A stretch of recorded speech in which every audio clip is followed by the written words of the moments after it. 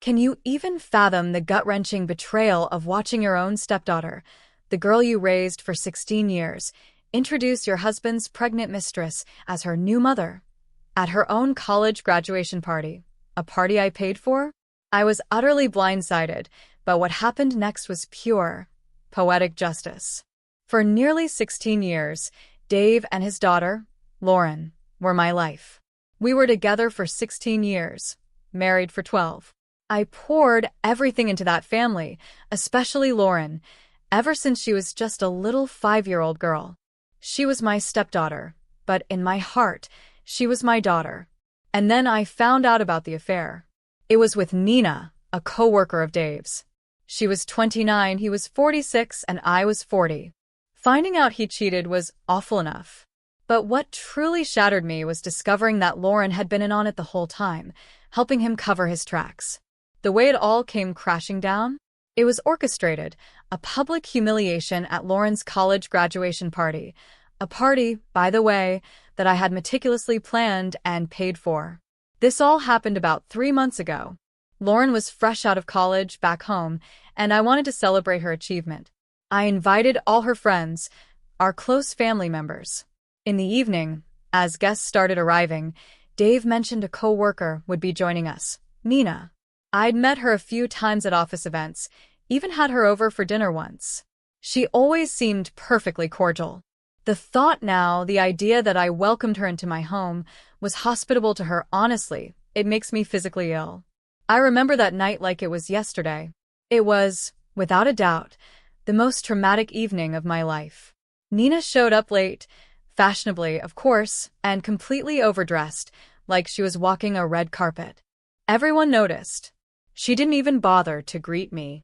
She just walked straight to Dave, practically draped herself over him. And he didn't seem to mind. I knew it was weird, totally inappropriate, but I told myself I'd talk to Dave later. I didn't want to make a scene, it was Lauren's night. But then, just minutes after Nina arrived, Lauren decided it was time for her big speech. The one that changed everything. A knot tightened in my stomach. The whole vibe felt off. Lauren started thanking her father, gushing about how he'd single-handedly raised her after her mother died when she was just 2. My blood ran cold. Single-handedly, after I'd been in their lives for 16 years? I'd invested financially, emotionally. I was a mother to her in every sense of the word. To hear her erase me like that, it was a gut punch. But then, she started talking about one other person who had always been there for her. Someone who helped her through her lowest points, cheered her up, helped her power through stressful phases. A tiny, desperate flicker of hope ignited in me. Maybe she would acknowledge me. Even though, realistically, we'd grown distant since she left for college. Even during her rebellious teen years, we weren't this estranged. But still, a part of me hoped for some recognition, some appreciation after she'd completely glossed over my role when talking about her dad. That hope was crushed. Brutally. She went on to say this person was as good as her mother because of their strong bond.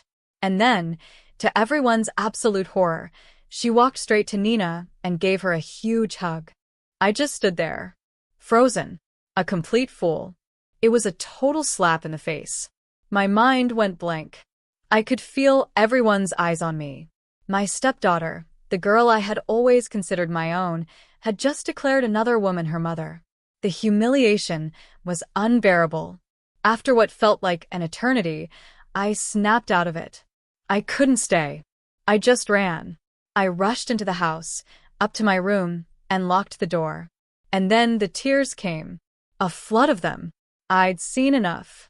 I'd heard enough. Lauren's speech, that hug, and the way Dave had been holding Nina's hand, standing apart from me like I was a stranger, like they were the real family. I wasn't stupid. I knew exactly what was going on. It was sickening. Humiliating. I waited. For what? I don't know. For Dave, for Lauren, for anyone to come to me. But no one did. For the next hour, I just cried. Alone. Then, a cold resolve settled over me. Nobody was coming. I started packing. There was clearly something deeply rotten in this family, and I wanted no part of it. Not anymore. Not after that. When I'd packed most of my things, I walked downstairs. There they were. Dave, Lauren, and Nina, all waiting for me. And what did they do? They immediately started berating me. They actually accused me of behaving strangely, of ruining the party. They said they had to serve dinner early, send everyone home to avoid gossip because of my behavior. They demanded I apologize to all our guests for making them uncomfortable. Hearing them say this right in front of Nina, something in me just snapped. I had planned to leave quietly, no fuss. But now? I tore into them. I called them out. I demanded an explanation, even though I already knew the truth. I needed to hear it from them. And Dave finally confessed. He'd been with Nina for months. He didn't feel anything for me anymore. But he didn't stop there. Oh no. He had the absolute audacity to say he'd lost feelings a year ago when he first met Nina and that I had become a nag. He actually claimed Lauren had been a buffer between us, and without her, he had nothing to distract him from the fact that he just didn't love me anymore. The spark was gone with me, but it was back with Nina. She was the right woman. And then came the final dagger. Lauren had known the entire time. She was on board. She believed Nina was better for him than me. She'd helped him concoct ideas to cover his tracks, to keep me from finding out until he was ready. I was disgusted, absolutely sickened. And Lauren? She didn't even have the decency to look ashamed. She stood there, hand in hand with Nina, looking almost proud. I was just floored by their ingratitude, their selfishness. I realized there was no point wasting another breath on them. I simply wished them luck with their new family and walked out. Within a week, I had filed for divorce. Look, I spent 16 years of my life building something with this man, raising his daughter. I wasn't going to just walk away quietly. I demanded substantial alimony. I wanted the house. And you know what? I felt completely justified. They'd stolen a huge chunk of my life that I'd never get back. I could have had my own kids, but I never felt the need because Lauren was always enough for me. This entire scenario, it was unimaginable. Dave was responsible for all of it, and he needed to compensate me. I refused to feel guilty. But of course, he didn't agree. So for weeks, my lawyer and I were in mediation. We presented the facts. They tried to twist everything, to manipulate the narrative, to make me look like the bad guy. Like I somehow pushed him to cheat. Neither of us wanted court, but I was ready. I knew justice was on my side. I'd been through enough. I wasn't scared of anything anymore. And you know what? The scales started to tip. A few days into mediation, Lauren showed up at my new apartment, begging for forgiveness. I have no idea how she found me. I'd been so careful. But there she was, crying on my doorstep, saying Dave and Nina had kicked her out that morning. Apparently, Nina was pregnant. They'd known about it even before the graduation party, which explained their desperate need to announce things that day, before Nina started showing too much. Now, with the pregnancy out in the open, Dave and Nina told Lauren it was high time she found her own place. Our house is big, more than big enough for everyone, but they were planning to rent out Lauren's room to bring in extra cash and make space for the baby. They forced her to vacate immediately. It wasn't surprising they were having money troubles. Nina had quit her job. I have a friend who's married to one of Dave's coworkers, and she told me the entire office was buzzing about their affair. Nina probably couldn't handle the whispers. Dave, of course, would never admit it at work. It would be a huge problem for his career. But management isn't stupid. They'd figure it out. And I bet he was already planning his exit strategy to avoid being fired. My friend confirmed his plans to rent out the room were for extra income. I mean, after 16 years, I know how his mind works. He'd find it impossible to maintain his lifestyle, pay alimony, and lose the house. All the more reason for me to make sure it happened. This was a small way for him to pay for what he did. But back to Lauren. Even with this new information, I wasn't about to forgive her. I heard her out, then told her to leave. She kept begging, crying, trying to get me to open the door. It was hard, I won't lie. But I knew better. If I let her in, I'd end up helping her, and I'd already learned my lesson about getting involved with that family. She kept going, talking about how insensitive her father had been, how she now felt what I had felt when she betrayed me. She needed a place to crash, just until she found a job. I was losing patience. I pretended to call the cops, which finally scared her off. Or so I thought. Yesterday, she started texting me from a burner phone. More sob stories. How badly Dave and Nina treated her. It was so transparent. She just wanted sympathy, a place to stay. I wasn't falling for it. Then, she sent a text saying Dave and Nina told her she needed to move out to make space for their actual family, meaning their unborn child. That was it. My irritation boiled over. I responded. I told her they were right. I told her that, judging by the kind of person she turned out to be, she couldn't be true to anyone.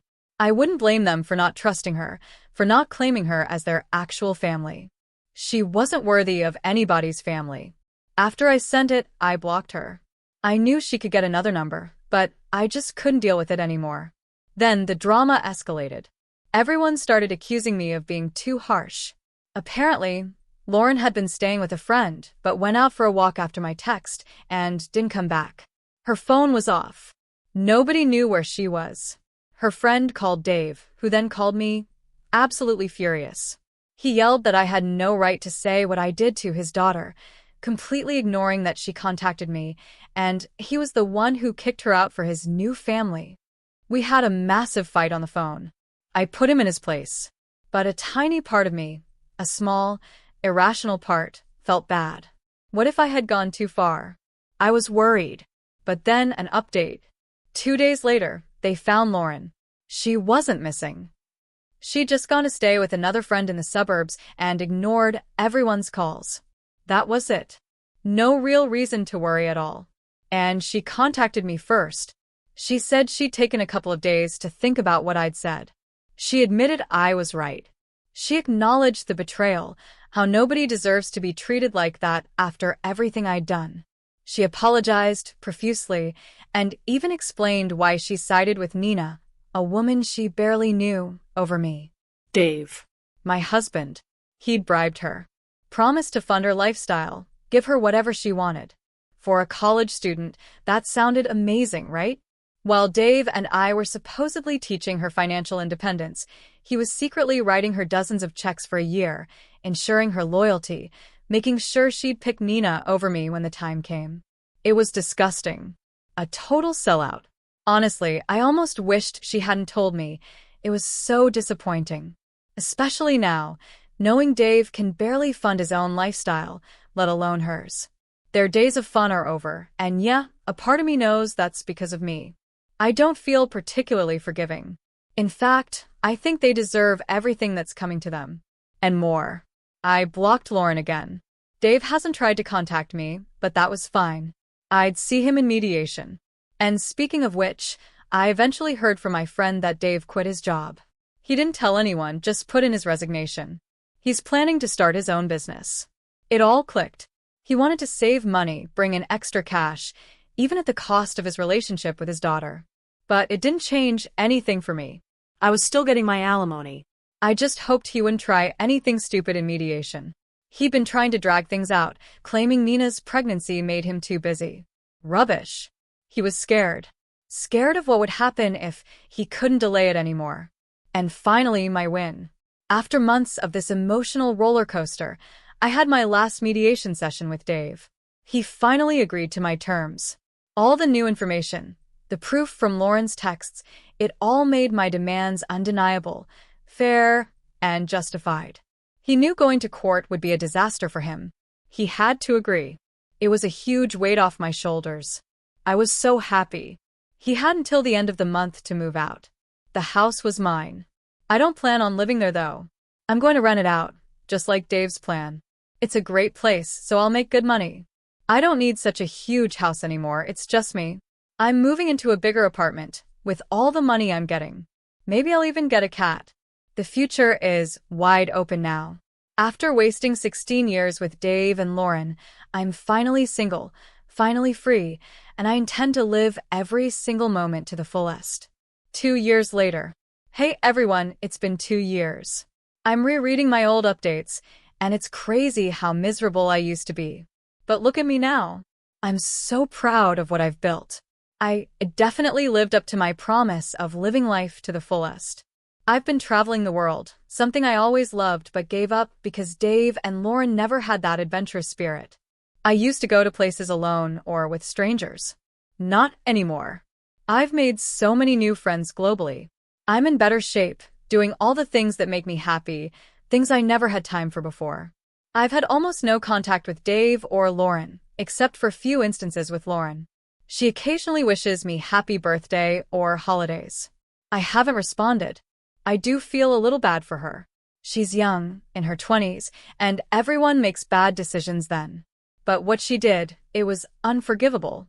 Even so, she deserves a good future, and I truly hope she finds it.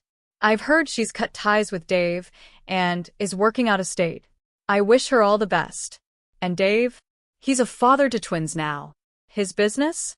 Not doing so well. He tries to make it seem like he and Nina are living a great life, but his close friends know the truth. I think he's headed for another divorce. Nina isn't happy with their lifestyle. They constantly fight about money, even in front of friends. It's tacky, but honestly, I expected nothing less. My friend still occasionally gossips with me about them, and it's very entertaining. It brings me so much peace to know he's paying for what he did. Maybe someday I'll truly forgive him and just ignore his existence. But for now, I'm happy just being a little petty about it. This whole journey, from heartbreak to finding myself, has been intense. It really makes you question what loyalty even means. What would you have done in my shoes? Have you ever had to cut ties with someone you loved deeply because of their betrayal? Let me know in the comments below. I really want to hear your thoughts.